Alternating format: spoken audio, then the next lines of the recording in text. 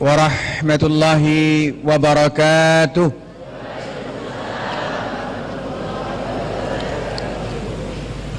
Alhamdulillahi rabbil alamin. Nasta'inuhu wa nastaghfiruhu wa na'udzu billahi min syururi anfusina wa min sayyiati a'malina. May yahdihillahu fala mudilla lahu wa may yudlilhu fala hadiyalah. Ashhadu an la ilaha illallah wahdahu la syarika lah wa ashhadu anna Muhammadan abduhu wa rasuluh la nabiyya ba'dah. Arsalahu bil haqqi basyiran wa nadhira baina yaday sa'ah wa may yutillahu wa rasulahu faqad arsyada wa may ya'sihima la yadurullah syai'a. Allahumma salli wa sallim ala hadzal nabil karim wa ala alihi wa ashabihi ajmain. Rabbi shrah li sadri wa yassir li amri wahlul 'uqdatam min lisani yafqahu qawli. Rabbi adkhilni mudkhala sidqi wa akhrijni mukhraja sidqi waj'alni min ladunka sultanan nasira. Pertama-tama tentu kita bersyukur kehadirat Allah Subhanahu wa taala karena kita masih dapat mendatangi masjid yang cukup mulia ini dalam rangka taqarrub ilallah. Kemudian tak lupa salawat beriring salam keharibaan junjungan kita Nabi besar Muhammad sallallahu alaihi wasallam.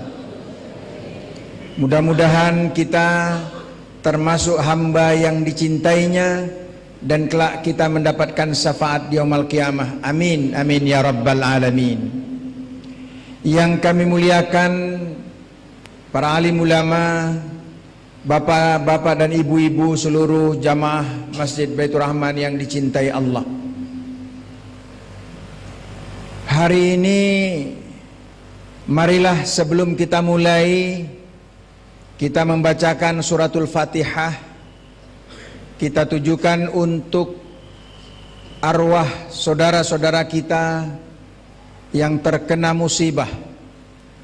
Apakah terkena musibahnya tenggelam dalam pesawat Air Asia maupun musibah-musibah yang lain? Untuk itu mari kita bacakan Fatihah, khususan lihazin niyah Al-Fatihah. A'udzubillahi minasyaitonirrajim. Bismillahirrahmanirrahim. Alhamdulillahi rabbil alamin arrahmanirrahim maliki yaumiddin. Iyyaka na'budu wa iyyaka nasta'in. Ihdinas siratal mustaqim siratal ladzina an'amta 'alaihim ghairil maghdubi 'alaihim waladdallin. Amin. Bapak Ibu jamaah sekalian, alhamdulillah saya bisa hadir bertemu dengan bapak-bapak ibu-ibu. Saya ngomong kepada Ustadz Abdurrahman, kalau bisa saya ditemukan dengan jamaah. Nah itu ya, ditemukan dengan jamaah. Kenapa? Saya ingin menyampaikan ucapan terima kasih kepada jamaah yang saya cintai di Kediri ini. Kenapa? Dulu saya mohon supaya didoakan agar saya bisa lulus jadi hakim agung. Alhamdulillah tanggal 21 Oktober yang lalu saya dilantik menjadi hakim agung. Itu semata-mata karena pertolongan Allah dan doa dari bapak-bapak ibu-ibu jamaah yang saya cintai. Saya tidak punya apa-apa, tidak punya uang, tidak punya dekingan. Ketika ditanya siapa dekingnya, Allah. Nah, itu. Banyak orang tanya, Bapak modalnya apa? Iman. Dekingnya siapa? Allah. Kalau Allah sudah mengendaki jadi. Kalau enggak, itu berarti juga kehendak dari Allah. Berarti yang terbaik buat saya. Alhamdulillah saya lulus Bapak dan Ibu dalam proses ujian sejak bulan Februari sampai kepada Agustus di DPR. Dan sekarang menjadi hakim agung. Tetapi di hadapan jamaah sama aja dengan seperti yang dulu Bapak dan Ibu ya. Sama saja, tidak ada beda. Jadi Sekali lagi saya menyampaikan ucapan terima kasih kepada seluruh jamaah saya di Kediri ini, khususnya di masjid kita ini. Saya menyampaikan terima kasih yang sebesar-besarnya atas doa, dan saya tetap masih ingin mohon doa agar saya tetap istiqamah. Sebagaimana pengajian kita dulu ya. Dulu saya katakan harus istiqamah, amanah.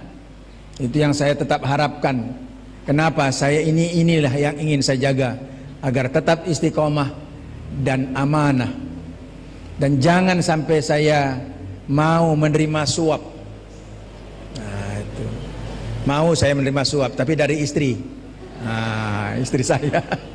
Ya, karena dulu pernah saya bilang boleh suap menyuap asal suami istri masuk surga. Tapi kalau suap yang lain itu masuk neraka. Rashi wal murtashi finnar. Orang yang menyuap sama yang disuap, kedua-duanya masuk ke dalam neraka. Nah, ini yang kita takuti nih Bapak dan Ibu ya. Baiklah Bapak dan Ibu, di TV sudah lebih dari 1 minggu persoalan Air Asia itu yang masih tetap dibongkar, diberitakan. Ada yang mengatakan itu adalah diakibatkan awan cumulonimbus namanya. Wah, susah kali ngafalnya. Cumulonimbus. Pokoknya begitulah. Pakai bus-bus. Cumulonimbus. Nah, awan cumulonimbus ini adalah awan yang kumpulan petir di dalamnya. Petirnya itu sekian puluh ribu volt. Itu kalau kita melihat kilatnya saja, mata kita buta. Masya Allah. Di dalamnya itu ada butiran-butiran es. Kalau masuk ke dalam pesawat, butiran es itu mati pesawat itu. Nah Bapak dan Ibu, itulah awan yang ditakuti para pilot. Saya 10 tahun terbang Bapak dan Ibu. 10 tahun di pengawasan. Itu 1 bulan itu paling tidak 3 kali terbang. Jadi 3 kali berarti 6 kali pulang pergi. Pernah sekali waktu cuma tukar koper saja pakaian buruk di Cengkareng. Saya telepon istri, tolong bawa pakaian ini yang pakaian buruk yang sudah kotor dikembalikan. Saya tidak pulang ke rumah. Itu kurang lebih 10 tahun. Di 10 tahun itu saya ingat ada 3 kali saya masuk awan ini. Gitu ya, masuk awan ini. Gelap. Begitu masuk awan itu gelap, petir. Pesawat tidak tentu lagi. Saya tanya sama adik saya, teknisi Garuda. Saya bilang, kenapa pesawat? Ya, itu memang begitu bang. Sudah autopilot saja. Karena kalau dia lawan sedikit patah. Gitu ya. Kemudian dari sisi itu lagi, saya pernah naik pesawat yang pesawatnya muter-muter terus selama kurang lebih 1 jam. Kenapa? Rupanya rodanya, tapi tahunya setelah di darat, roda yang satu tidak mau masuk, ketika mau turun roda yang masuk tidak mau keluar. Nah itu, sehingga ada orang di samping saya bilang, Pak, doalah Pak, katanya. Lalu dia terbang keliling itu, sudah. Ya doa lebih banyak, sudah. Ayat kursi, ayat meja, ayat bangku sudah saya baca. Sudah saya baca. Jadi gimana Pak? Sudahlah, tenang sajalah. Paling-paling besok nama kita keluar di TV sebenarnya. Bapak ini masih bisa canda. Ya mau bilang apa? Pasrah kita kepada Allah. Dia yang punya nyawa. Bapak dan Ibu jamaah sekalian, ternyata ayat yang tentang awan cumulonimbus ini sebenarnya sudah diangkat Allah, diceritakan Allah di dalam Al-Quran. Di dalam surat An-Nur ayat 43. Ya Allah, ya Rabbi. Jadi kalau ada orang tidak percaya dengan Al-Quran itu memang terlalu. Nah itu ya kata Omay Rahman. Al-Quran sudah menceritakan. Apa kata Al-Quran? A'udzubillahi minasyaitonirrajim. Bismillahirrahmanirrahim. Alam tara anna Allah yujzi sahaban thumma yuwallifu bainahu thumma yaj'alu rukaman fataral wadqa yakhruju min khilali wa yunazzilu minas sama' min jibalin fiha min baradin wa yusibu bi man yasha' wa yasrifu amman yasha' yakadu sana barqi yazhabu bil absar.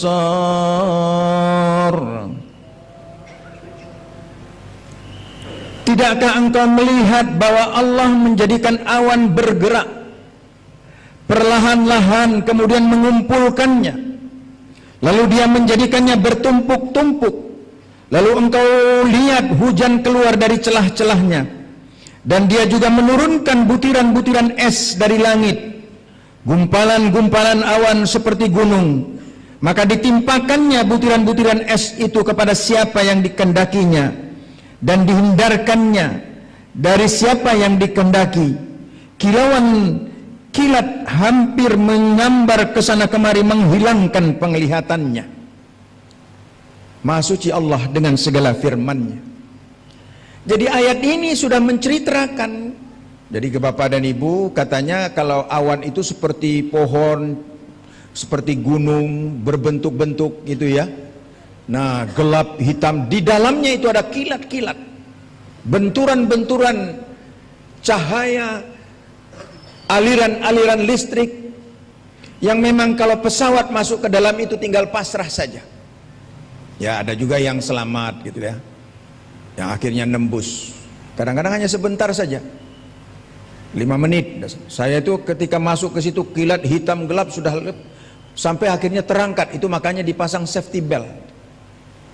Ada pernah teman saya, rupanya dia tidak pasang safety belt, terangkat, pecah, apa namanya, luka, kepalanya kena atas, terbang ke atas begitu. Bapak dan Ibu jamaah sekalian, Allah sudah mengingatkan kepada kita, memberikan gambaran kepada kita. Oleh sebab itu apa? Tidak ada lain kecuali kepasrahan kita kepada Allah Subhanahu wa taala. Tidak ada artinya kita ini. Begitu masuk ke dalam awan itu sudah tidak ada lagi. Disinilah Allah menunjukkan tentang kekuasaannya. Jadi kalau ada orang yang tidak mau menundukkan diri kepada Allah, tidak mau sujud dia kepada Allah, malah membanggakan diri, maka pantas orang yang seperti ini mendapatkan hukuman dari Allah Subhanahu wa taala. Oleh sebab itu Bapak dan Ibu jamaah sekalian, bagi kita yang masih hidup ini, marilah senantiasa kita mendekatkan diri kepada Allah Subhanahu wa taala. Karena nyawa itu tidak tahu kita. Kadang kita naik pesawat, lihatlah, kan ada kemarin itu bahkan yang terlambat naik pesawat, marah-marah mula-mulanya, tapi begitu kecelakaan pesawat malah uang yang disuruh di store-nya ke travel itu tidak diambilnya, 50 juta. Syukur Allah ingin menyelamatkan saya. Dulu pernah ada pesawat Mandala di Medan yang membawa gubernur, yang akhirnya nabrak dan pecah, meninggal semua. Ada satu orang marah-marah dia kepada tiket karena ingin penting untuk dapat berangkat dengan pesawat itu. Lalu ada satu orang bapak mengatakan, "Bapak penting sekali rupanya berangkat." "Iya, saya penting sekali." "Sudahlah, ini tiket saya ambil, ini KTP saya bawa, tunjukkan, nanti tolong supaya dikembalikan, bahwa karena bapak penting besok saya berangkat." Akhirnya apa? Yang ini yang jadi persoalan, ini yang meninggal, yang harusnya berangkat tapi dia mengundurkan diri, selamat. Cuma memang ada problem tentang asuransinya. Nah, itulah Bapak dan Ibu, kalau Allah sudah menghendaki. Nah, itu ya. Bapak-bapak dan ibu-ibu jamaah sekalian yang kami muliakan, ini suasana seperti ini, marilah kita senantiasa mendekatkan diri kita kepada Allah, bertakarrub kepada Allah, dan mendatangi masjid ini bersama-sama dengan berjamaah. InsyaAllah Allah akan memberikan pertolongan kepada kita. Karena itu janji Allah, in tansurullah yansurkum wa yuthabbit aqdamakum. Tolong kamu agama Allah ini, kelak kamu pasti ditolong oleh Allah Subhanahu Bapak dan Ibu, makanya kita jangan lupa selalu berdoa kepada Allah. Apa saja pekerjaan kita, mau meninggalkan rumah ini berdoa kita. Bismillah tawakkaltu 'alallah wala haula wala quwwata illa billah. Karena tidak ada yang nyangka kan. Beberapa waktu yang lalu di Kediri, bawa motor, sepeda motor berhenti di simpang 4 kena lampu merah, lagi enak-enak nunggu lampu hijau, datang truk, grek, meninggal. Siapa sangka? Nah, inilah Bapak dan Ibu, makanya persoalan mati itu bukan persoalan yang kita takuti, tapi bagaimana mempersiapkan kematian, itulah yang harus kita pikirkan. Kemudian yang kedua, Bapak dan Ibu, sekarang kita akan berada di bulan Januari. Ya, di bulan Januari kemarin tanggal malam tahun baru, orang hiruk pikuk, lepaskan kembang api begitu banyak ya, mercon segala macam. Saya bilang ini bukan tradisi Islam. Kenapa? Itu mubazir, tidak usah diikuti.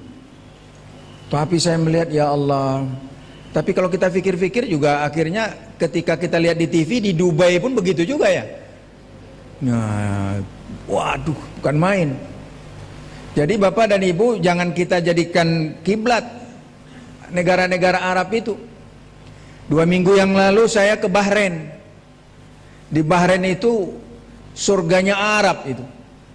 Artinya surganya Arab bagaimana? Di Arab Saudi tidak ada karaoke, nggak ada segala macam. Di situ ada.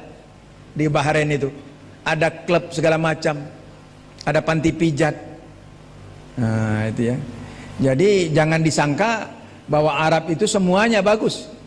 Makanya saya bilang kadang-kadang saya pergi ke Bahrain lihat orang jilbab susah. Saya bilang hebat, ke Kediri lihat orang jilbab banyak. Di Bahrain itu susah cari orang berjilbab. Adapun yang pakai sorban, saya pikir tuh kayak rupanya supir taksi. Supir taksi. Jadi katanya orang kalau orang Arab tuh pelesiran ya ke Bahrain itu. Jadi Las Vegasnya ini, tempat judi gitu ya. Jadi bapak-bapak dan ibu-ibu jamaah sekalian, lalu bagaimana kita menghadapi tahun baru, sebagaimana kita menghadapi Muharram, tahun Islam, tahun baru. Untunglah jamaah kita sebagian mengadakan ada zikir bersama di Masjid At-Tin, di masjid-masjid yang lain, berzikir, mengingatkan Allah, mengingatkan diri kepada Allah, bersyukur. Kenapa? Karena memang Allah sudah mengingatkan kita. Dalam Al-Quran Allah sudah berfirman, ya ayyuhalladzina amanuttaqullaha wal tanzur nafsum ma qaddamat lighad wattaqullah innallaha khabirum bima ta'malun. Wahai orang-orang yang beriman, bertakwalah kamu kepada Allah. Wal tanzur nafsum ma qaddamat lighad, mau melihat apa bekalmu di masa yang akan datang. Apa? Bertakwalah kepada Allah. Sesungguhnya Allah Maha mengetahui apa yang kamu lakukan. Makanya saya katakan bahwa ayat ini adalah ayat futurologi, ayat yang mengkaji tentang masa depan. Ayat ini mengajarkan agar kita berpikir keakanan, bukan kekinian saja. Orang sekarang membicarakan futurologi, membicarakan masa depan. Bagaimana menghitung sekarang untuk ke depan. Allah telah menyatakan di dalam Al-Quran 14 abad yang silam bahwa umat Islam disuruh untuk berpikir ke depan. Wal tanzur nafsum ma qaddamat lighad, melihat apa yang kamu persiapkan ke depan nanti. Dan ke depan itu Bapak dan Ibu, di dalam Islam tidak hanya ke depan masa hidup ini saja, tetapi ke depan ada 3 alam lagi yang akan kita lewati. Yang pertama alam barzah, ya kan? Alam apa Bu? Alam barzah.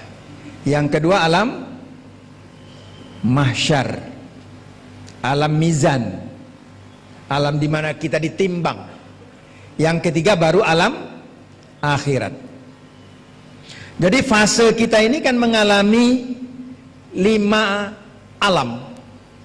Pertama di alam rahim. Nah, di alam rahim ibu kita. Ketika itu ditiupkan ruh ke dalam rahim kita dari Allah. Makanya kita mengatakan kalau ada menghadapi orang yang meninggal, inna lillahi wa inna ilaihi rajiun. Sesungguhnya kita ini datangnya dari Allah, miliknya Allah, dan kepadanya lah kita akan dikembalikan. Ditiupkan oleh Allah Subhanahu wa taala ke rahim ibu kita di alam ruh kurang lebih 9 bulan, dan kita tidak tahu berapa yang apa yang terjadi di alam ruh itu, dan kita tidak tahu bagaimana di dalamnya, di dalam alam rahim ibu itu. Kemudian kita lahir berada di alam dunia. Alam dunia ini berapa lama? Masing-masing kadang-kadang ada versinya. Ada yang 1 tahun, ada yang 2 tahun, ada yang 60, ada yang 50, ada yang 40, ada yang 80. Ya, paling tidak ada yang 100 tapi langka. Nah, makanya pada waktu yang lalu saya pernah katakan, kita harus ingat kematian, paling tidak tahun 2100 kita yang di masjidnya habis semua. Nah, dia menurut Khaliknya. Ya, saya kira lebih banyak yang tidak adanya daripada yang ada di tahun 2100. Lalu yang menjadi masalah bukan tahunnya itu, tapi apa, bagaimana kita berada di alam barzah itu. Alam barzah itu berapa lama? Tidak tahu, sampai kiamat. Orang yang meninggal tahun 1900 yang lalu meninggalnya, tahun 1947 meninggal umpamanya, sampai sekarang masih di alam barzah. Kalau tahun 1947 itu selamat dia dari siksaan kubur, ya selamatlah. Tapi kalau tidak, makanya pada waktu kita berada di alam barzah itu kan ditanya, marabbuka, siapa nama Tuhanmu? Rabbi Allah, Tuhanku Allah. Tapi jangan Bapak dan Ibu, pernah sekali waktu ada anekdot, tapi ini anekdot ya Bapak dan Ibu ya. Jadi ada orang katanya disuruh salat, dia bilang saya ndak usah salat, nanti kamu kena siksa kubur. Dia bilang, saya ada caranya untuk supaya tidak disiksa di alam kubur. Apa? Dia tulis wasiat kepada ahli warisnya, nanti kalau saya meninggal dunia, tolong carikan kerenda saya kayunya yang sudah lapuk, kain kafan saya yang sudah koyak, paku untuk memaku kerenda itu pakunya berkarat. Datang ahli waris, diikuti. Kenapa begitu? Karena nanti kalau datang malaikat mungkar nakir mengatakan, malaikat lupa ya, salah alamat malaikat, saya ini penduduk lama, lihatlah kerenda saya sudah lapuk. Katanya kan pakunya aja sudah berkarat. Oh iya, heran-heran juga. Oh iya, udah lama nih, salah alamat rupanya, macam Ayu Ting Ting saja. Jadi itu katanya. Jadi tidak mungkin ya malaikat itu salah alamat untuk bertanya. Jadi Bapak dan Ibu, bagaimana kita mempersiapkan kehidupan selama yang sekarang ini? Wal tanzur nafsum ma qaddamat ligat. Kamu harus mau melihat apa yang kamu kerjakan, kamu persiapkan. Tahun 2014 sudah kita lewati. Apa amal yang sudah kita kerjakan? Apa dosa yang kebetulan kita lakukan? Kita timbang. Tahun 2015 ini kalau dapat, hilanglah ini semua. Yang buruk-buruk kita hilangkan, yang baik-baik kita ambil. Tapi jangan nanti keluar masjid lihat sendalnya buruk ditinggal, sendal orang yang baik diambil. Itu salah menerapkan amal namanya. Jadi bapak-bapak dan ibu-ibu jamaah sekalian, kita mengkaji, bermuhasabah, mengkaji diri kita. Makanya Ali bin Abi Thalib mengatakan, ihsab nafsaka ma'al mauta. Hendaklah kamu senantiasa menghitung diri dengan orang-orang yang sudah lebih dulu meninggal dunia. Oh, si Anu meninggal dunia, si A meninggal dunia. Waduh, kapan lagi giliran saya? Apa yang harus saya persiapkan? Kemarin siang saya dapat kabar di telepon, sahabat saya sejak kecil, sejak sanawiyah. Saya sering tidur di rumahnya, dia juga begitu. Dia kebetulan bermukim di Denpasar, dikabarkan meninggal dunia. Nangis saya karena terakhir-terakhir ini jarang berkomunikasi. Kenapa? Karena dia sakit gula. Ketika diamputasi dia tidak mau, meninggal dunia kemarin.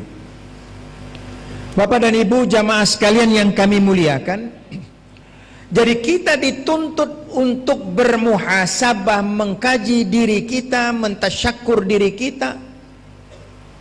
Salah satu diantaranya yakni kita mensyukuri kehidupan ini masih diberikan Allah. Bahwa ini kita sudah diberikan Allah Subhanahu wa ta'ala, kehidupan kita masih diberikan oleh Allah Subhanahu wa ta'ala kesempatan untuk mendatangi masjid ini. Ini kajian kita di dalam menghadapi tahun baru ini. Jadi bukan kalau kita berpesta pora itu bukan amalan Islam. Makanya saya mengatakan, kadang-kadang ada orang memperingati ulang tahun gitu ya. Ulang tahun, senenglah. Lalu pasang lilin, niup lilin. Saya bilang ya Allah, itu bukan budaya kita itu. Tinggalkanlah yang seperti itu. Kalau mau ulang tahun ya silahkan sajalah, mengingat-ingat saja.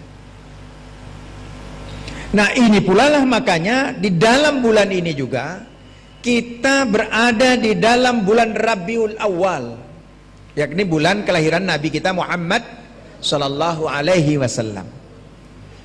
Ini begini Bapak dan Ibu, ada yang mengatakan tidak boleh memperingati ulang tahun atau maulidin Nabi. Kenapa? Karena itu tidak pernah diajarkan oleh Nabi. Ada yang mengatakan boleh. Lalu bagaimana? Kalau saya mengatakan, kalau kita ingin mengingat momentum kelahiran Nabi, kita ingat dalam rangka takarrub kita, mendekatkan diri kita kepada Nabi, mahabbah ilan Nabi, ya silahkan sajalah. Asal jangan ada ritual-ritual tertentu yang memang itu membahayakan akidah. Nah itu ya, membahayakan akidah. Umpamanya pas ulang tahun 12 Rabiul Awal nyuci keris, air kerisnya diminum. Nah itu tidak ada. Tapi kalau kumpul seperti ini lalu kita mengadakan pengajian, ceramah, menanamkan rasa cinta kepada Nabi, kenapa tidak? Karena Nabi mengatakan man ahabbani kana ma'i fil jannah. Siapa yang mencintaiku nanti bersamaku di surga. Bahkan kita ini kan 7 kali lipat dibandingkan dengan sahabat-sahabat yang pernah bertemu dengan dia. Nabi mengatakan aku lebih mencintai orang-orang yang tidak pernah melihatku, layaroni man ama Nabi, tidak pernah dia jumpa denganku tapi dia mencintaiku. Itu 7 kali lipat. Bapak dan Ibu, oleh sebab itu kalau kita kan begini, karena kita saking cintanya, kalau hari kelahirannya kita ingat ya, anak kita, suami kita, istri kita, gitu ya. Bukan apa-apa, sekedar untuk mengingatkan, membuktikan tanda cinta kita. Begitu juga dengan Nabi kita ini Muhammad Sallallahu Alaihi Wasallam. Dalam rangka kita mahabbah, dalam rangka kita menanamkan rasa cinta kita kepada Nabi. Kenapa rupanya? Pernah dalam satu kisah diriwayatkan ketika Nabi kita Muhammad Sallallahu Alaihi Wasallam sudah merasakan akan berpisah dengan sahabat-sahabatnya. Lalu Nabi kita mengatakan kepada para sahabatnya, termasuk di situ ada Umar Ibn Khattab, ada Abu Bakar Siddiq dan sebagainya. Lalu dia mengatakan kepada sahabat-sahabatnya, wahai sahabat-sahabatku, aku sudah merasa tidak berapa lama lagi berada di alam dunia ini, karena akan berpisah dengan kalian. Oleh sebab itu saya ingin minta, apabila kalian punya piutang kepadaku, supaya disampaikan agar aku dapat melunasinya, supaya kelak saya tidak membawa beban hutang di alam barzakh. Semua hening, sedih. Ya Allah, kita mau berpisah dengan Nabi kita ini. Tahu-tahu ada seorang sahabat menunjuk, saya ya Rasulullah punya piutang denganmu. Oh, sahabat-sahabat yang lain pada heran. Ya, Rasulullah sudah mau berpulang ke rahmatullah. Ya, terima kasih. Tahu-tahu ini sudah ada yang menuntut piutang. Kata Rasulullah, biarkan. Umar bin Khattab sudah agak gerem dia, agak marah. Lalu kata sahabat Rasulullah, biarkan. Silakan, apa piutangmu kepada saya? Dulu engkau pernah memukul punggungku. Sekarang aku minta, aku ingin memukul punggungmu seperti engkau pukul aku dulu. Ya Allah, Rasulullah sudah tua, kemudian sudah mau berpulang ke rahmatullah, piutang itu saja dituntut. Kata sahabat Abu Umar bin Khattab terutama marah. Kata Rasulullah, jangan marah, biarkan saja. Silakan kemari. Kau tidak memukul punggungku, silahkan. Kata Rasulullah, saya tidak mau memukul seperti itu. Dulu engkau pukul aku ketika aku tidak berbaju. Sekarang aku ingin memukulmu dalam keadaan tidak berbaju. Ya Allah, ini kurang ajar nih orang. Tapi kata Rasulullah, biar saja. Lalu Rasulullah membuka bajunya sehingga nampaklah kelihatan punggungnya yang putih bersih. Begitu dekat orang sudah pada perhatian, ini akan dipukul lah punggung Rasulullah. Apa terjadi? Lalu sahabat tadi mencium, memeluk Rasulullah, mencium sambil menangis menjerit. Dia katakan, ya Allah, inilah kesempatanku bersentuhan kulitku dengan kulitmu. Karena nanti kalau di yaumul akhirah engkau berada di surga ke-8, aku pun kalau mau masuk surga ya hampir-hampir masuk surga. Makanya ada yang nanya, mana yang bagus, hampir masuk surga atau hampir masuk neraka? Hampir masuk neraka daripada hampir masuk surga. Kalau hampir masuk surga kan masuk neraka itu. Nah, lebih bagus hampir masuk neraka. Kalaupun saya masuk surga itu paling di bawah. Kapan aku bertemu denganmu ya Rasulullah? Dia peluk, dia cium sejadi-jadinya. Itulah cinta sahabat itu kepada Rasulullah. Dia minta supaya bersentuhan kulitnya. Heran, nangis. Oh, begini rupanya. Dia pakai tipu juga sedikit katanya. Itu sahabat yang pernah bertemu. Kita yang gak pernah bertemu harus tetap memperbarui cinta kita kepada Nabi kita Muhammad Sallallahu Alaihi Wasallam. Makanya disuruh kita bersalawat senantiasa. Saya pernah membawa jamaah pergi haji. Kebetulan di antara jamaah itu saya pikir mula-mula dulu dia bukan muslim. Namanya Riholt Sihotang. Sekarang jangan sangka bapak dan ibu nama itu belum tentu muslim atau tidak. Ada Syafruddin Ibrahim ya di YouTube itu. Rupanya bukan Islam. Mantan Islam masuk non Islam. Nanti akan saya ceritakan sedikit. Namanya Riholt Sihotang. RPK, kolonel, bupati. Ibunya meninggal, tidak nangis. Tapi ketika saya bawa berziarah ke makam Nabi, meraung-raung dia menjerit. Sampai akhirnya oleh polisi itu ditarik. Tidak mau, dia pegang sambil meraung-raung, menangis. Lalu setelah saya bawa keluar, saya tanya, kenapa Pak Bupati? Waktu itu masih Bupati dia. Saya ketua pengadilan agama. Kenapa Pak Bupati? Kok Pak Bupati menangis di hadapan makam Rasulullah? Ya Allah, di luar perkiraanku. Jangankan bertemu dengan dia, menghadapi kuburannya saja sepertinya saya kok kecil sekali. Tidak kuat saya Pak, tidak kuat saya Ustaz. Biarlah tadi saya menangis. Saya apa yang saya kerjakan ini belum apa-apa. Begitu perjuangan Rasulullah. Bayangkan Pak, orang berhadapan dengan kuburannya saja begitu. Makanya pada saat bulan Rabiul Awal ini kita kenang Rasulullah, tapi bukan hanya bulan Rabiul Awal ini saja, tapi setiap saat.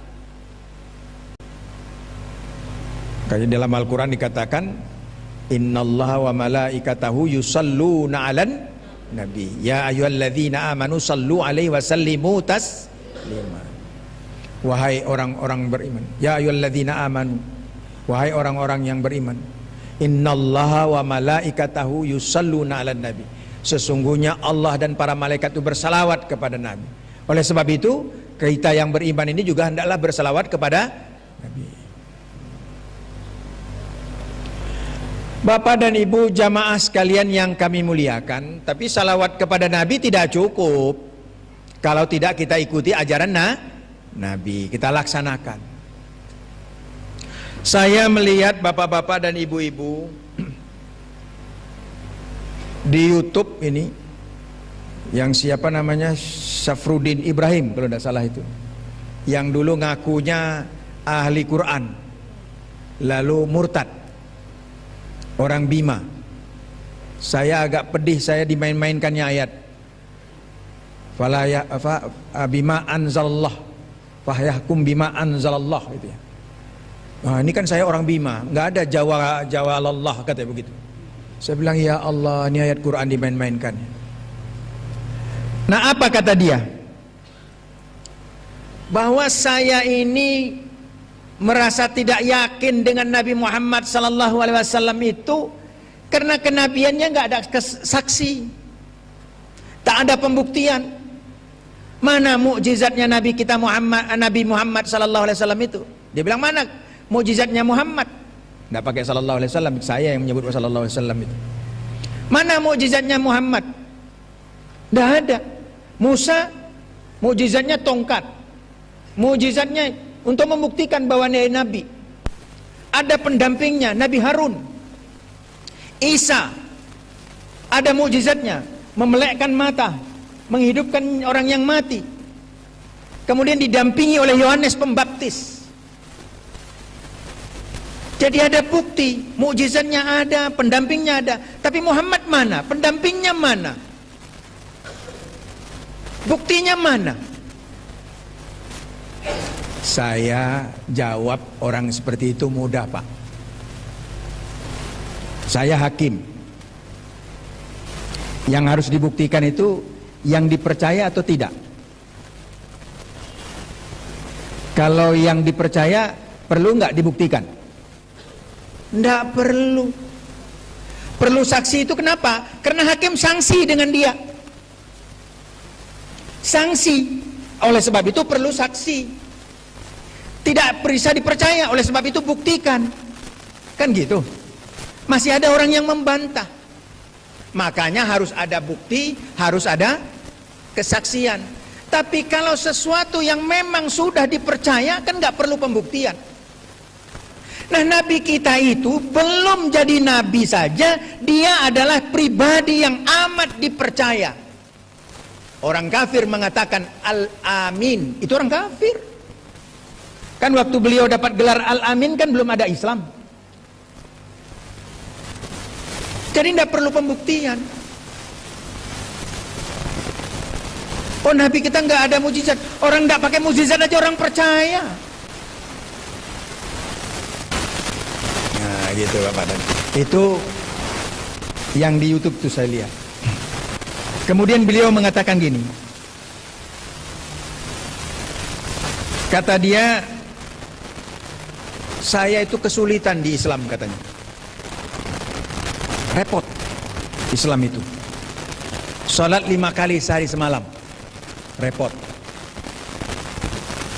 Saya bilang karena malah sholat saja orang itu ya. Nah, tidak sholat. Sholat pagi, sholat siang, sholat sore, sholat maghrib, sholat isya. Waduh berat. Coba Bapak buka nanti di YouTube. Berat. Saya bilang berat bagi orang yang nggak cinta kepada Allah. Kalau yang cinta dia kepada Allah tidak berat. Malah kalau meninggalkan sholat hatinya gundah. Coba Bapak dan Ibu, kita kaji dulu amal yaumiyah kita. Kita mau tidur. Apa yang kita lakukan Bapak dan Ibu? Mau tidur. Doa dulu. Tapi sebelum doa apa? Sunnah Nabi. Wudu. Sudah wudu, merengkan sebelah kanan. Soal nanti kemana-kemana itu urusan belakangan. Mereng sebelah kanan. Kita baca. Doa dulu.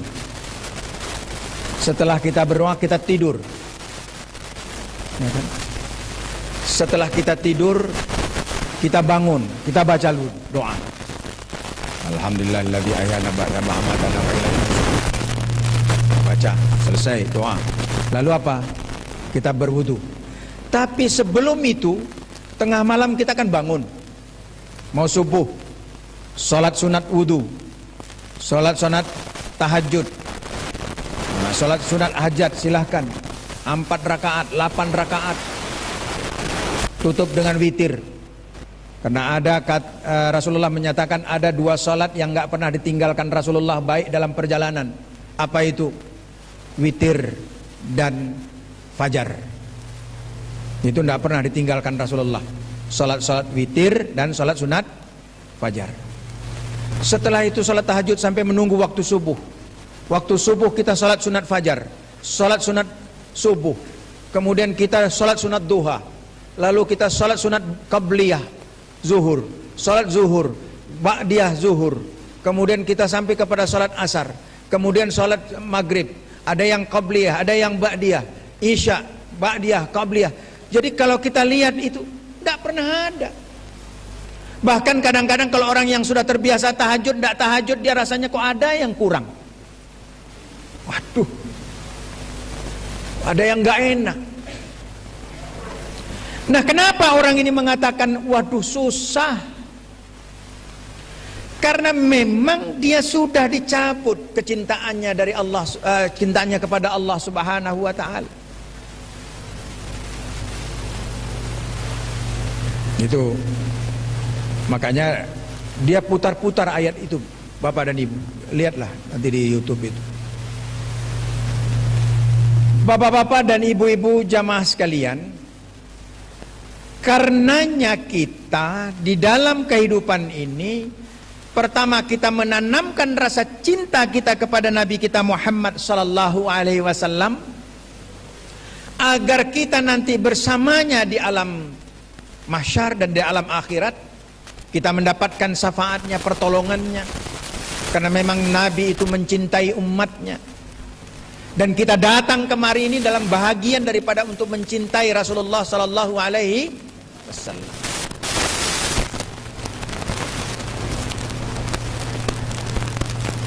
Nah, kalau kita perhatikan, kenapa orang yang seperti ini? Karena memang Allah itu mencabut hidayah dalam dirinya. Tapi kalau Allah sudah mau memberikan hidayah, mudah. Saya pernah mengislamkan, bukan pernah ya, kalau pernah itu belum, saya pernah bila belum. Saya sudah mengislamkan seorang Cina, anak muda. Ketika saya akan menuntun dia mengucapkan 2 kalimat syahadat, saya tanya dulu, kenapa kamu masuk Islam? Karena mau kawin? Enggak, Pak. Karena kalau mau kawin itu biasanya sudah punya anak, diajaknya murtad lagi balik. Ya. Saya tanya lagi kepadanya, kenapa rupanya? Rupanya dia asal setiap mendengar azan subuh nangis. Padahal dia belum Islam. Pak, saya sudah lebih 1 bulan ini asal saya dengar azan subuh saya nangis. Saya ingin ke masjid, tapi saya ini belum Islam. Tolonglah Islamkan saya supaya saya bisa sholat bersama jamaah di masjid itu. Masya Allah, kalau Allah memberikan hidayah. Ya. Akhirnya saya ambil, saya syahadatkan dia. Bapak-bapak dan ibu-ibu jamaah sekalian, kenapa? Itu karena Allah sudah memberikan hidayah. Makanya Allah menyatakan di dalam Al-Quran, innaka la tahdi man ahbabta walakinallah yahdi man yasha wa huwa a'lamu bil muhtadin. Innaka la tahdi man ahbabta. Sesungguhnya engkau wahai Muhammad tidak dapat memberikan hidayah kepada siapa yang engkau kehendaki. Walakinnal yahdi may yasha, tapi akulah yang dapat menunjuki siapa yang aku kehendaki. Jadi Allah yang memberikan hidayah. Ayah saya pernah mengislamkan seorang Cina juga, masuk Islam. Kenapa dia masuk Islam? Karena katanya dalam mimpi dibawa oleh dua makhluk berjubah putih ke tempat yang terang sekali. Lalu datang ayah saya, almarhum, beliau mengatakan, kalau begitu masuk Islam. Iya, masuk Islam dia.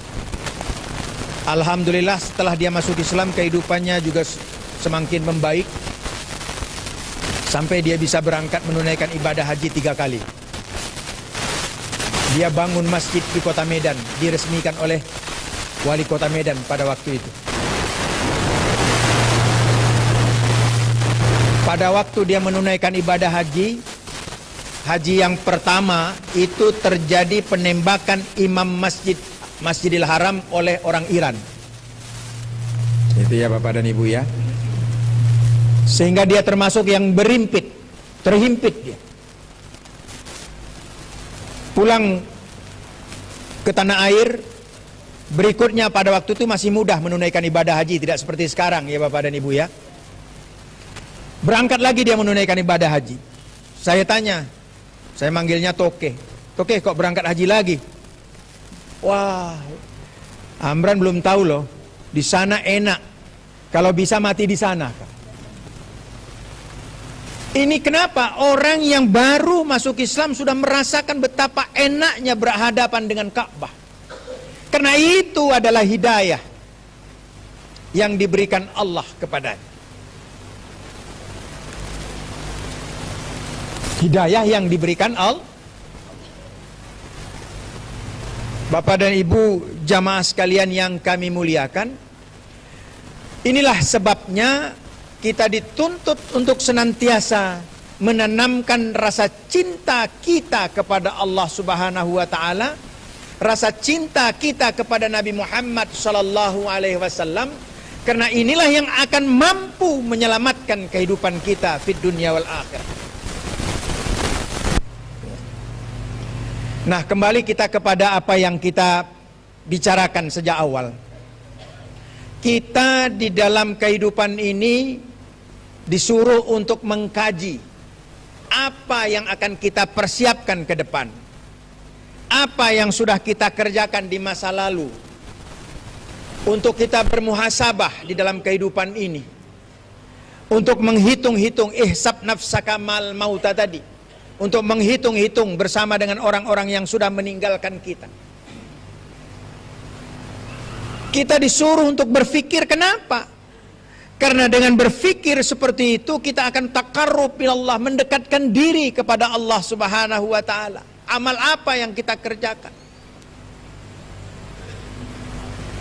Nah, inilah bapak-bapak dan ibu-ibu jamaah sekalian, saya mengatakan bahwa amalan-amalan yang bisa kita lakukan di dalam kehidupan kita sehari-hari antara lain dengan kita senantiasa bersyukur kepada Allah Subhanahu wa taala. Kita harus bersyukur 2014 kita sudah diberikan Allah kehidupan ini. Kemudian kita akan memasuki tahun 2015 supaya tahun 2015 ini lebih baik daripada tahun 2014. Bagaimana caranya? Caranya adalah pertama, kata para hukama, syukurilah apa yang sudah diberikan Allah kepada kita. Nah itu ya.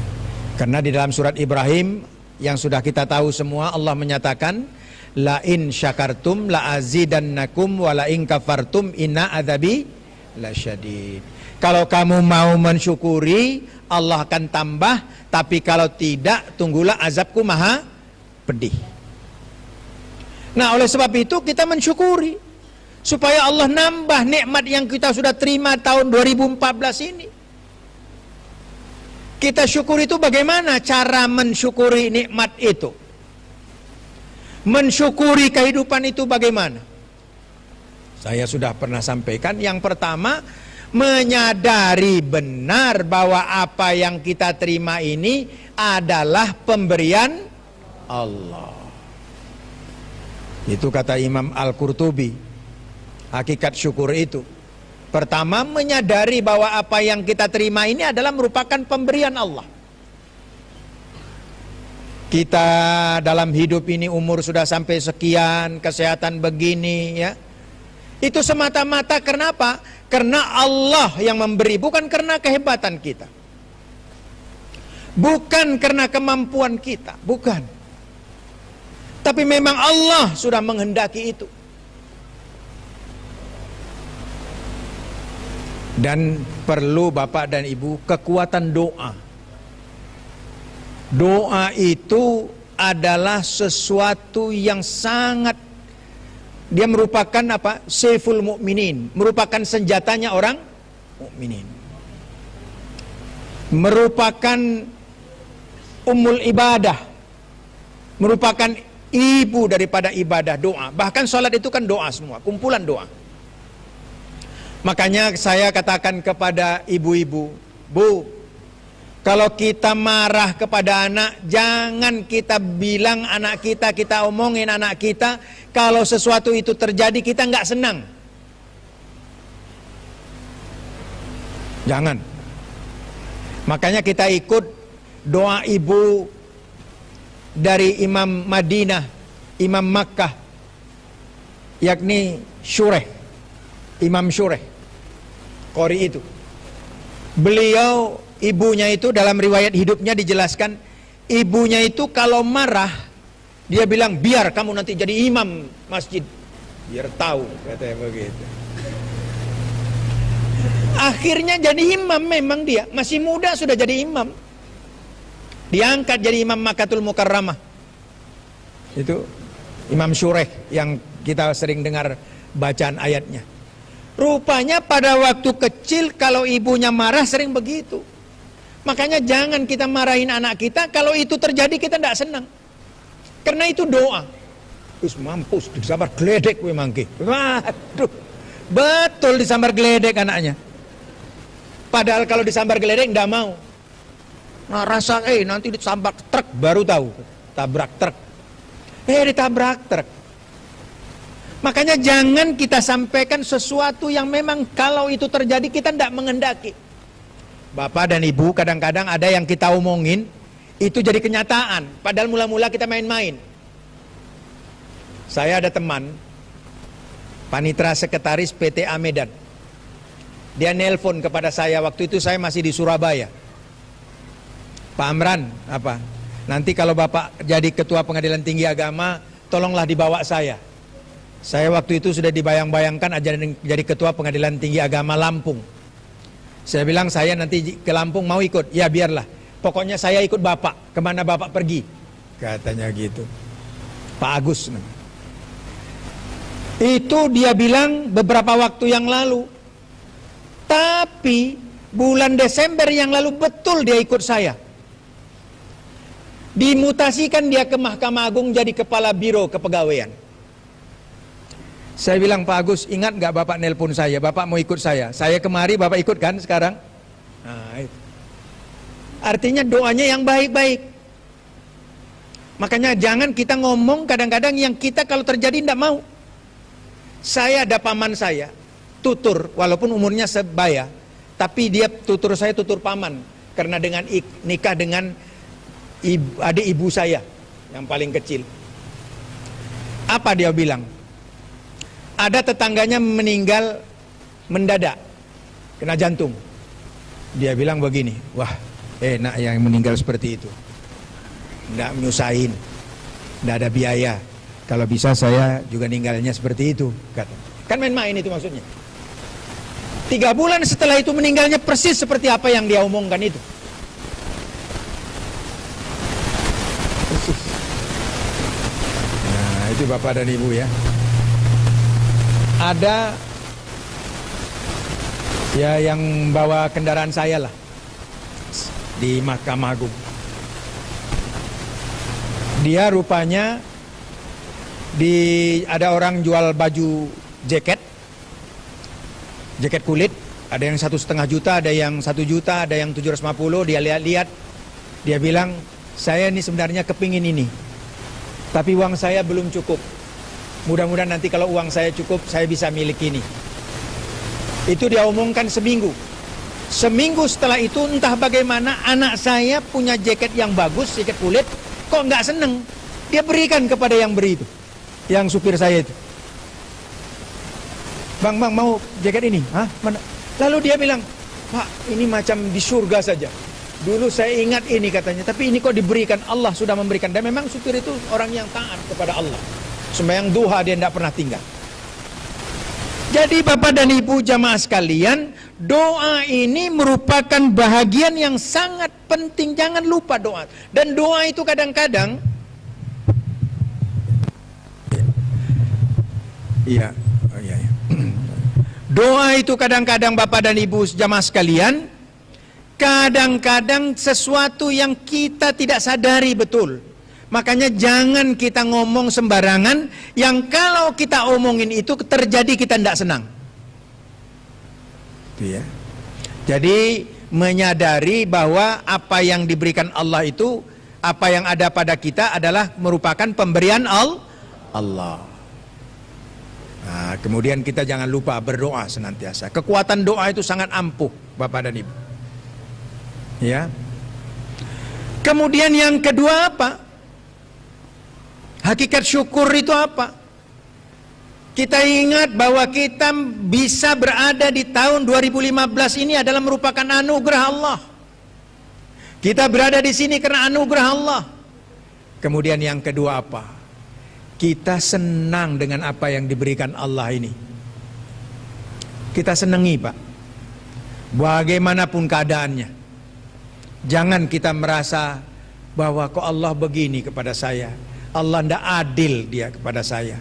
Saya yang sudah rajin datang ke masjid waktu duha, tapi kok hidup saya seperti ini saja. Jangan. Kita mati, kita ridho dengan apa yang diberikan Allah Subhanahu wa ta'ala kepada kita. Karena itu adalah merupakan keridhaan Allah. Jadi kita ridho dengan keadaan kita sekarang ini, dalam pengertian bukan berarti lalu kita tidak mau kerja, tidak. Kita bertawakal kepada Allah, tetap kita berusaha dalam kehidupan kita agar lebih baik di masa yang akan datang. Kemudian yang ketiga, kita gunakanlah apa yang ada ini dalam rangka mengabdi kepada Allah, beribadah kepada Allah. Apakah ini menjadi ibadah kepada saya atau tidak? Makanya ada orang yang ngelapor kepada saya, Pak, saya ini hidup susah, kehidupan saya seperti ini, padahal saya sudah melaksanakan sholat, saya sudah melaksanakan tahajud, tapi kok tidak berubah-ubah kehidupan saya ini. Saya katakan kepadanya, apakah ingin kehidupanmu itu dirubah oleh Allah Subhanahu wa ta'ala agar menurutmu yang itu yang lebih baik? Iyalah, Pak, katanya. Saya bilang, ingat gak cerita si Sa'labah? Sa'labah ya. Sa'labah itu kan orang susah, ya, orang susah. Sa'labah atau Alqamah, ya, orang susah. Nah, datang ke masjid. Kalau Alqamah atau yang durhaka kepada ibu, ya, datang ke masjid. Karena saking susahnya dia pulang cepat kalau habis sholat. Kenapa? Karena pakaiannya gantian dengan istrinya. Begitu susahnya. Lalu pada satu ketika dia bilang kepada Rasulullah, ya Rasulullah, kalau bisa tolonglah doakan saya agar saya ini menjadi orang kaya. Kata Rasulullah, untuk apa? Yang seperti ini sudah bagus. Tidak ya Rasulullah, biar saya lebih taat kepada Allah. Lalu akhirnya karena berkali-kali dia minta, kata Rasulullah, ya, ini satu pasang domba, kamu peliharalah domba ini. Rasulullah mendoakan. Tapi apa kejadiannya Bapak dan Ibu? Berkembang, lama-lama sholat maghrib sering terlambat, sholat berjamaah sering terlambat. Lalu dia bilang karena masih mengurus domba. Lama-lama tidak ke masjid lagi dia, karena dia sudah pindah jauh dari masjid. Kemudian lama-lama akhirnya ke satu ketika karena ternaknya sudah banyak, diminta zakat ternak, dia tidak mau mengeluarkan. Dan akhirnya dia meninggal dalam keadaan tidak melaksanakan salat dan tidak mengeluarkan zakat. Saya bilang mau yang seperti itu. Nah, ya kita ridho dengan apa yang diberikan Allah ini. Kemudian kita gunakan semaksimal mungkin untuk mendekatkan diri kita kepada Allah.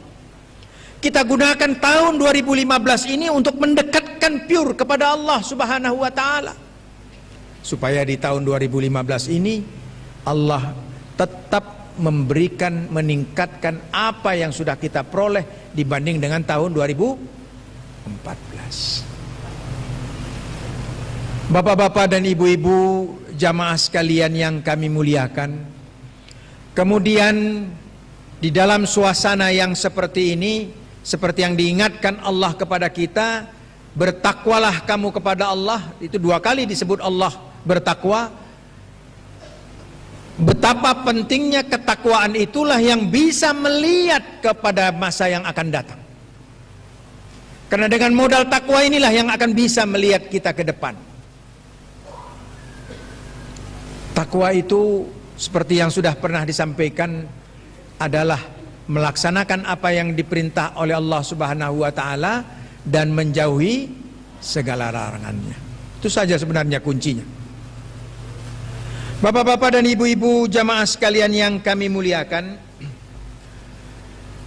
kajian kita yang pertama tadi menyadari bahwa apapun musibah, bentuk musibah ini merupakan ketentuan Allah Subhanahu wa Ta'ala.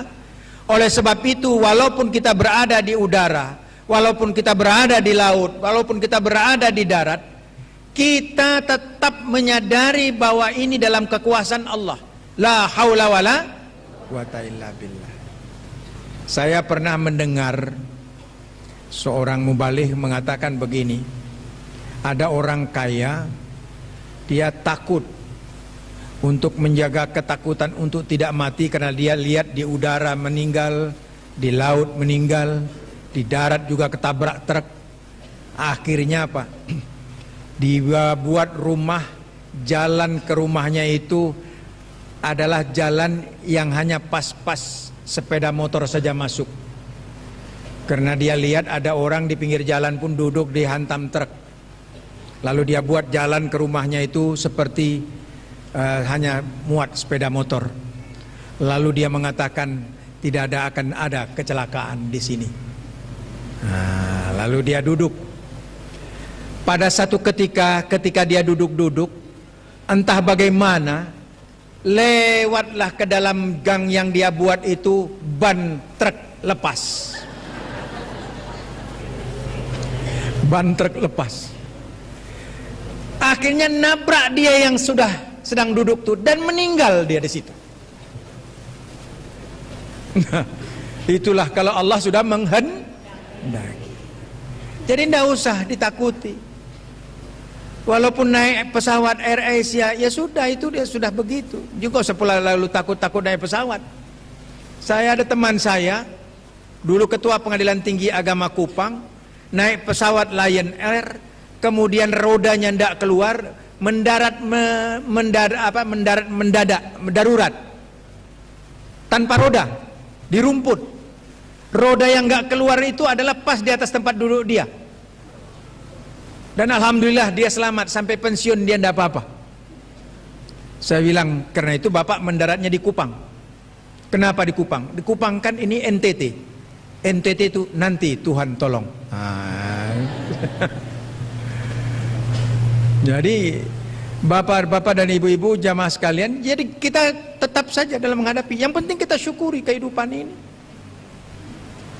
Dan modal yang kedua bapak dan ibu, ikhlas. Saya kemana-mana saja saya katakan, asal dua ini kita modali dalam hidup ini, aman. Bersyukur dan ikhlas. Ikhlas itu semata-mata karena Allah. Apa saja karena Allah. Insya Allah Allah akan beri. Saya, bapak dan ibu diajak teman satu jamaah untuk membuka kebun 30 hektar. Saya waktu itu tahun 87, masih ya banyak kendaraan sepeda motor. Lalu diajak untuk membuka kebun. Saya ambil uang di bank, saya jual motor saya itu. Akhirnya saya ke kantor tidak pakai motor. Saya minta dijemput. Buka kebun, saya lihat tanahnya bagus segala macam tapi agak jauh. Sehingga saya jarang datang ke sana. Teman saya ini yang sama satu jamaah ini bolak-balik datang. Kurang pupuk, kurang apa ya? Saya terakhir lama-lama Pak kita gagal panen. Kenapa? Dimakan hama. Nah, itu. Bagaimana kalau kita jual? Saya bilang, waduh, tapi modal saya sudah segini, daripada habis sama sekali, juallah separuh harga. Saya bilang daripada habis semua ya sudah, separuh harga pun jadi. Datanglah pembeli. Sudah transaksi, terjadi jual beli, saya dan dia menjual kepada orang A ini. Lalu sudah selesai. Saya pikir memang sudah tidak rezeki saya. Akhirnya apa Bapak dan Ibu? Memang pada waktu saya membeli tanah itu, apa maksudnya? Saya bilang mudah-mudahan tanah sawit ini nanti berbuah, saya bisa pergi haji. Itu niat saya. Kemudian kelak saya akan bangun pesantren di tanah yang 30 hektar itu. Berdua, 15 hektar saya bangun pesantren kan bisa. Nah Bapak dan Ibu jamaah sekalian, lama bertahun lama saya lihat orang yang ini tambah makmur hidupnya. Saya datang istri saya curiga. Kok kata hari itu jual kebun tapi kok banyak sawitnya. Lalu saya cari, rupanya orang yang datang membeli itu adalah orang suruhan dia yang pura-pura membeli. Sebenarnya dia yang membeli. Nah itu. Jadi ada penipuan di situ. Jadi memang sawit itu sama dia jadinya. Bagus. Lalu istri saya bilang, waduh kita ditipu. Sampai akhirnya apa? Hari raya istri saya tidak mau datang. Saya tidak mau. Sakit kali rasanya. Bukan sakitnya di sini, bukan. Sakit sekali katanya. Nah, itu. Sampai meninggal almarhum, mudah-mudahan Allah mengampuni dosanya. Tidak mau datang istri saya. Tapi saya datangi. Sudahlah Bu, kita maafkan. Oh enak kali kita susah dibuatnya. Biar sajalah. Tapi apa Bapak dan Ibu? Pergi haji saya bisa. Walaupun tidak dari kebun itu. Ini modal kalau kita dan ikhlas itu dicoba oleh Allah. Dicoba, betul enggak ini orang ini ikhlas? Saya dari Malang. Ini yang saya alami ini Bapak. Saya dari Malang jam 4 pagi mengejar pesawat yang jam 7 supaya tidak ketinggalan. Sampai di sana jam 6. Sudah check-in segala macam, masih ada waktu. Akhirnya saya masuk ke musalla karena masih ada 1 jam. Saya duha, lalu berzikir. Zikir subhanallah walhamdulillah wala ilaha illallah Allahu akbar. Itu kata Nabi, kalau kita baca tiap pagi 100 kali, Allah akan memelihara kita dari gangguan syaitan. Akan dipelihara oleh Allah. Kalau kita baca 100 kali, subhanallah walhamdulillah wala ilaha illallah Allahu akbar. 100 kali. Subhanallah walhamdulillah wala ilaha illallah Allahu akbar. Kita baca 100 kali. Saya itu amalan saya. Kalau dari masjid kadang-kadang nggak sempat, sambil jalan sampai di rumah. Bahkan tidak hanya subhanallah saja, tapi doa Nabi Yunus juga dapat. La ilaha illa anta subhanaka inni kuntu minaz zalimin. 100 kali. Saya baca itu Pak. Entah bagaimana tidak terdengar saya panggilan. Saya sudah zikir-zikir la ilaha illa anta subhanaka inni kuntu minaz zalimin, tidak terdengar. Saya lihat waktu tinggal 10 menit lagi jam check in, jam apa itu, boarding tuh, masuk pesawat. Buru-buru saya, Pak sudah ditutup. Semana saya ini, saya bilang, padahal ada yang penting saya kejar ke Jakarta. Enggak Pak, enggak bisa. Saya datang, enggak bisa Pak. Sama yang driver saya bilang, waduh saya ini gimana? Enggak bisa Pak. Akhirnya apa? Cuma diganti 75.000, ya sama dengan uang apa itu, yang airport tax. Jadi biayanya hangus. Enggak bisa Pak, udah tutup. Padahal waktu belum. Jam 7 sebenarnya waktu boarding, jam 7 sebenarnya kan kurang. Tapi Bapak tadi dipanggil-panggil katanya. Ya, saya enggak dengar. Kesal, mangkel dalam hati ini. Sampai akhirnya terbetik juga, inilah gara-gara zikir tadi ini. Gitu. Ini terbetik, ini gangguan setan ini. Tapi saya istighfar kepada Allah. Ya Allah, kau uji ini, ikhlas nggak amal yang kulakukan tadi itu? Akhirnya cepat saya rubah. Ya Allah, keikhlasan saya engkau uji. Itu akhirnya saya tetap beli, tenang pikiran. Tidak ada yang gerutu. Karena Allah sedang menguji. Jadi intinya dua itu saja, bersyukur dan jadi bapak-bapak dan ibu-ibu, kami kira demikian. Simpulan saya apa bapak dan ibu, marilah di tahun 2015 ini kita meningkatkan amaliyah kita dan kita mengkaji kehidupan. Sebenarnya nikmat beribadah dalam kehidupan ini. Kaji, ya, mau tidur bagaimana, bangun tidur bagaimana, tengah malam bagaimana, terus begitu kehidupan ini. Dan jangan lupa berzikir, berdoa senantiasa. Insyaallah Allah memberikan keberkahan di dalam kehidupan kita. Kami kira demikian Bapak dan Ibu. Sekali lagi saya menyampaikan terima kasih kepada jamaah karena atas doa jamaah lah, ya. Ustadz Abdurrahman di Makkah ketika menunaikan ibadah haji, saya telepon, Ustadz tolong didoakan saya di depan Ka'bah, tolong doakan saya.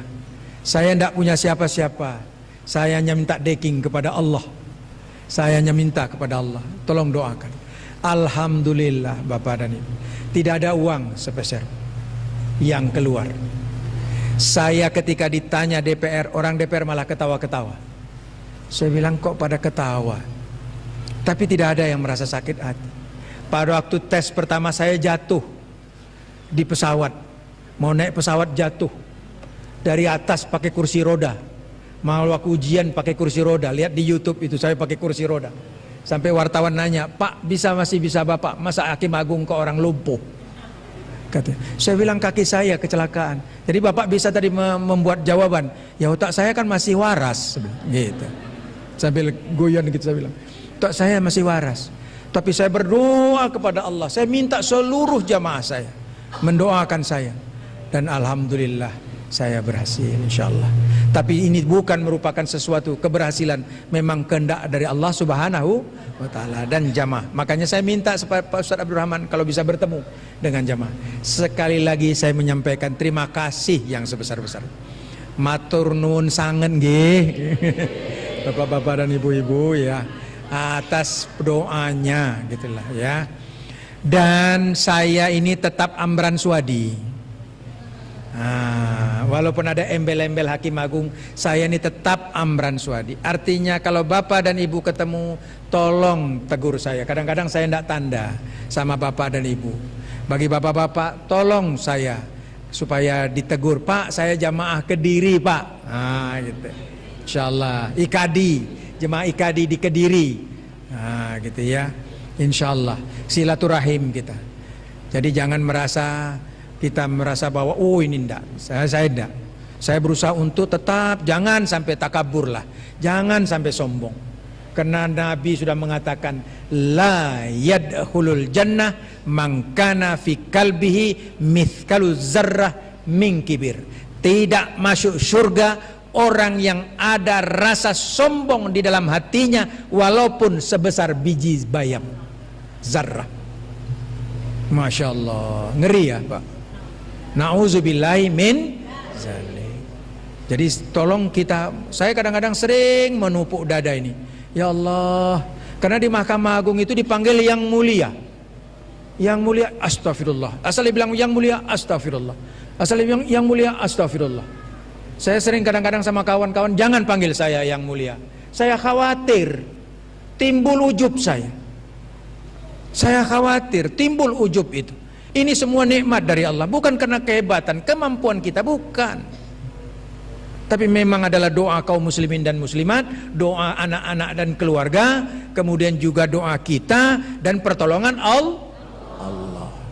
Itu ya bapak-bapak dan ibu-ibu, saling kita mendoakan.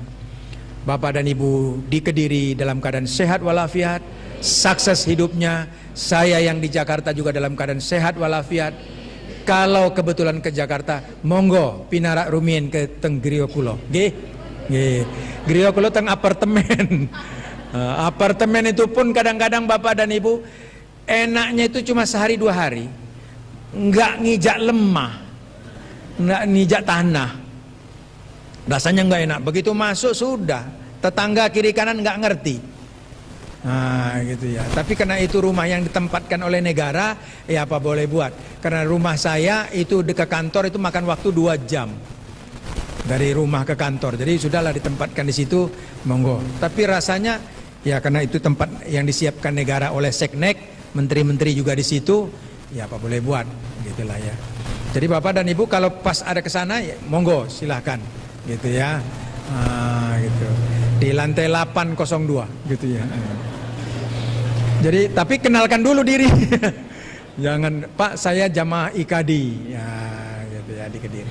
Saya kira demikian bapak dan ibu, lebih dan kurang mohon dimaafkan nggih. Kirang langkung kula nyuwun ngapura saderengipun nggih. Wonten kelepatan kula. Saya silaturahim tetap kita jaga, kita jalin. Lebih dan kurang mohon dimaafkan, kepada Allah kita berserah diri. Mari kita akhiri dengan sama-sama kita berdoa kepada Allah Subhanahu wa taala. Mari Bapak dan Ibu kita bacakan Fatihah, kita tujukan kepada arwah keluarga kita, orang tua kita semuanya. Kita bacakan Fatihah. Khususan lihazinnya Al-Fatihah. A'udzubillahi minasyaitonirrajim. Bismillahirrahmanirrahim. Alhamdulillahirabbil alamin arrahmanirrahim maliki yaumiddin. Iyyaka na'budu wa iyyaka nasta'in. Ihdinas siratal mustaqim. Siratal ladzina an'amta 'alaihim ghairil maghdubi 'alaihim waladdallin. A'udzubillahi minasyaitonirrajim. Bismillahirrahmanirrahim. Alhamdulillahirabbil alamin. Wassalatu wassalamu ala asyrafil anbiya'i wal mursalin wa ala alihi wa ashabihi ajmain. اللهم اغفر لنا ذنوبنا ولوالدينا وارحمهم كما ربونا صغارا ولجميع المسلمين والمسلمات والمؤمنين والمؤمنات الأحياء منهم والأموات اللهم أرنا الحق حقا وارزقنا اتباعه وأرنا الباطل باطلا وارزقنا اجتنابه اللهم إنا نسألك من خير ما سألك نبيك محمد صلى الله عليه وسلم اللهم إنا نعوذ بك من شر ما استعاذك نبيك Muhammad sallallahu alaihi wasallam. Ya Allah, ya Tuhan kami bermohon kepadamu yang baik-baik yang pernah dimohonkan oleh Nabi-Mu Muhammad sallallahu alaihi wasallam. Ya Allah, ya Tuhan kami bermohon perlindungan kepadamu sebagaimana yang pernah dimohonkan perlindungan oleh Nabi-Mu Muhammad sallallahu alaihi wasallam. Allahumma aftah lana abwaba fadlika wa abwaba jannatika wa abwaba rahmatika wa abwaba rizkika wa abwaba sihah wa abwaba salamah wa abwaba afiyata lana wa ahlina wa thumma khususan hazil jamaah birahmatika ya arhamar rahimin. Ya Allah, ya Tuhan kami, bukakan kepada kami pintu keutamaanmu, pintu berkahmu, pintu syurgamu, pintu rezekimu, pintu kesehatan dan keafiatan kepada kami, khususnya kepada keluarga kami dan seluruh jamaah ini birahmatika ya arhamar rahimin. اللهم اجعل جمعنا هذا جمعا مرحوما وتفرقنا من بعده تفرقا مقسوما. Ya Allah, ya Tuhan kami, jadikanlah pertemuan kami ini pertemuan yang Engkau berkahi, dan jadikan perpisahan kami sesudah ini perpisahan yang terlindung dan terpelihara.